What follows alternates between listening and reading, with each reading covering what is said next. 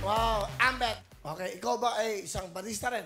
Yes po, Kuya Will. Ano, is it a milk tea or Sa coffee shop po ako, international coffee shop. matagal ka naman barista? 1 year and 6 months na po akong barista. Kamusta ba ang buhay ng isang katulad nyo, barista?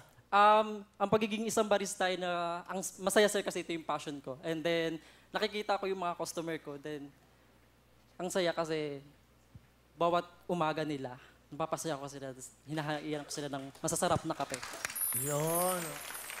Ambet, sino kasama? Pinapakilala ko po sa inyo ang supportive ko at maganda kong kapatid na si Ate Janet. Hello, Kuya Will! Ano gusto mong sabihin sa kapatid mo? Ambit, Ate. lahat ng gusto mo, supportahan natin yan. Lahat ng pangarap mo, tuparin mo. Lalo na yung barista. Yan ang gustong gusto mo talaga yan. Tapos yung mga pagiging HRM. Kasi nung hindi ko gusto, yung pangarap ko na gusto ko rin maging HRM, ikaw yung nagtuloy. Kaya nagpapasalamat ako at tinuloy mo yung pagiging barista mo. Kaya proud ako sa iyo. Close ba kayong dalawa? Are you close? Opo. So, alam mo yung buhay niya? Mga hindi na po masyado. Pero kami po yung talaga yung siya. Kasi sa akin po siya tumira nung time na nag-aaral siya. Okay, so ikaw nag-aalaga sa kanya. Opo. Ambet, ano gusto mo sabihin sa ate mo?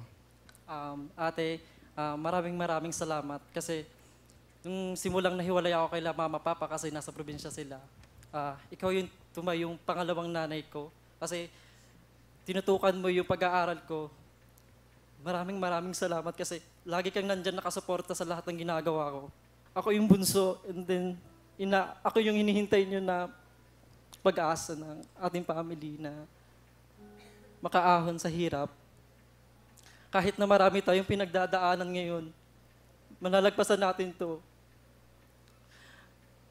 Isa pa ate may sasabihin, tatapat ako sa ito. Matagal ko na kasi doon tinatago sa inyo, no? Wala kasi nakakaalam sa pamilya natin. Kahit si mama, papa. Isa po akong bait eh.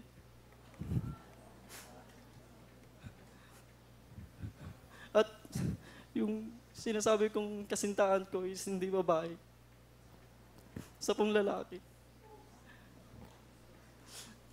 Ako yung nagmahal lang naman ako. Dito kasi ako nagiging masaya. Tuwing uwi ako ng bahay, parang yung galaw ko, binabantayan ko kasi natatakot ako na mahusgahan at sabihin nyo na baka hindi nyo ako tanggap sa sitwasyon ko ngayon. Sobrang nahihirapan ako tuwing uwi ako, wala akong makausap. Pag may problema ako tungkol sa ganung relasyon, nahihirap kasi mag-solo lang ako. Lahat kayo may pamilya na ako na lang yung nag-iisa. Marami na akong pinagdaanan, te, na hindi nyo alam. Noong time na na-depress ako dahil feeling ko wala akong kakampi kasi hindi ko maisabi yung totoong ako. Hindi ako makawala sa isang box. Kaya nagpapasalamat ako sa pagkakataon nito kasi naglakas ako, loob ako na sabihin sa inyo ng pamilya ko. Kaya Will, pwede ko ba magmensahe kay Papa at kay Mama kasi nasabi ko, hindi rin po kasi nila. Alam mo, pinapanood ka ng buong mundo? Opo, Kuya Will. Makikita ka sa lahat. Facebook, Instagram, lahat sa social media. And at the same time, ang nanonood dito, milyon. Opo, Kuya Will. Sa buong mundo. Yung inamin mo na yan, ang ibig mo sabihin isa kang, Bisexual po. ang bisexual, may gusto mo sa lalaki at gusto mo sa babae. Opo, Kuya Will. Pero may girlfriend ka ba? Actually ngayon, sir, Kuya Will, may boyfriend po ako ngayon. May boy?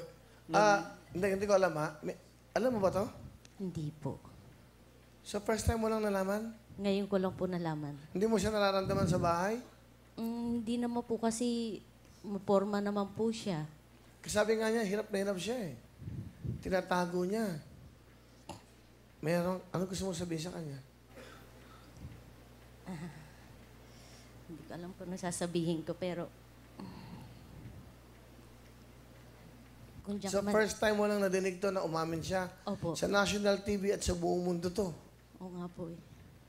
Bakit mo naisipan i-open to lahat? Ngayon, ba't dito sa Wawawin? Kasi, pag napapanood ko to kay Will, ang Wawawin, pag napapanood ko, marami ako nakikitang nagbabagong buhay. Nung simula nung tumungtong dito kasi, alam nilang nandyan yung taong makakaintindi sa inyo. Kasi, pumunta ako dito at audition sa Wawawin para maging isang inspirasyon sa mga katulad ko na nahihirapan din sa kanilang tinatago na huwag tayong matakot na ilabas yung totoong tayo. Kasi